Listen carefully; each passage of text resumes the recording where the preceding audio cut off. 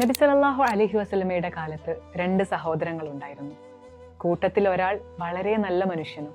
ഇതിൽ നല്ല വ്യക്തി ആദ്യവും 40 ദിവസങ്ങൾക്ക് ശേഷം രണ്ടാമനും മരണപ്പെടുന്നു.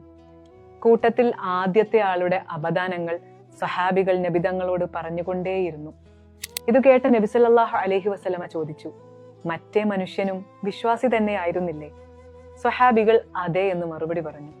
അപ്പോൾ നബി സല്ലല്ലാഹു അലൈഹി വസല്ലമയുടെ ചോദ്യമുണ്ട്, അയാൾ നമസ്കരിച്ച നമസ്കാരത്തിന്റെ ഫലമായി അയാൾക്ക് കിട്ടിയിട്ടുണ്ടാകുന്ന സ്ഥാനത്തെക്കുറിച്ച് നിങ്ങൾക്ക് എന്തറിയാം? നബി സല്ലല്ലാഹു അലൈഹി വസല്ലമ ഇതുകൂടി കൂട്ടിച്ചേർത്തു, 5 നേരത്തെ നമസ്കാരം എന്നാൽ നിങ്ങളുടെ വീട്ടുമുറ്റത്തുള്ള തെളിവെള്ളമുള്ളൊരു പുഴ പോലെയാണ്.